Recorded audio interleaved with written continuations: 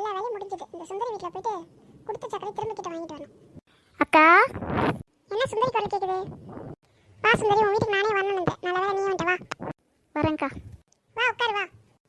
சுந்தரி, நீ சக்கரை கேட்கும்போதே சொன்னேன் எந்த காலியாக போகுது, ஒரு நாளைக்கு தான் வரணும். நீ என்ன சொன்ன?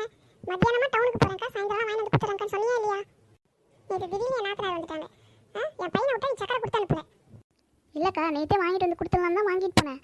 அப்புறம் பார்த்தீங்கன்னா வேலையெல்லாம் முடிச்சுட்டு கொஞ்ச நேரம் கண்ணா சொன்னேன். பார்த்தா ரொம்ப நேரம் தூங்கிட்டேன் போகுது, கடைக்கு போக முடியல. அதான்க்கா வாங்கிட்டு வரல. சரி சக்கரை கொடு, இப்போ வச்சு எடுத்துட்டு வந்துருப்பல கொடு. அது இல்லைக்கா, நேற்று விக்கி தம்பி வந்து சக்கரை கேட்டுச்சா, அத்தை வந்திருக்காங்கன்னு சொல்லிட்டு சரி நானும் இல்லைன்னு சொல்லி அனுப்பிச்சிட்டேன்னா எப்படி நீ வாங்கியிருப்ப, அதான் இன்னும் 2 நாள் கழிச்சு டவுனுக்கு போய்க்கலாம் அப்படின்னு சொல்லிட்டு வந்துட்டேன்க்கா. என்ன சுந்தரி இப்படி இருக்கிற? நேற்றே தரேன்னு சொன்னா நீ வாங்கிட்டு வந்திருக்கணும்ல. நான் வாங்கல, நீ சொல்லிட்டு போன மாதிரி நீ கேட்க தந்திருக்கணும்ல. கோச்சிக்காதுக்கா, வாங்கிட்டு வந்து தந்துடுறேன்.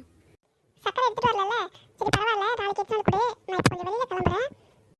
சரிக்கா, வெளியில் கிளம்புறதுக்கு முன்னாடி ஒரு டம்ளர் மிளகாத்தூள் கொடுத்துட்டு போங்கக்கா.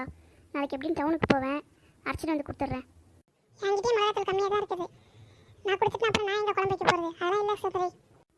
சரிக்கா, மிளகாத்தூள் இல்லைன்னா பரவாயில்ல, கொஞ்சம் குழம்பு வச்சுப்பீங்கள்ல, ஒரு கிணத்துல கொஞ்சம் கொடுங்கக்கா. நான் போய் மிளகாத்தூள் அரைச்சிக்கிறேன். சரி இரு, நான் போய் எடுத்துட்டு வரேன். மிளகாத்தூள் இல்லைன்னு சொன்னாலும் போகிறதா பற்றியா? குழம்பு கேட்டு வாங்கிட்டு தான் போகணும் உட்காந்துருக்கா. குழம்பு வேணும்னு கேட்டால் கொடுத்துருப்பீங்க, அதான் மிளகாத்தூள் கேட்டேன். நல்ல வேலை கொடுக்குறீங்க.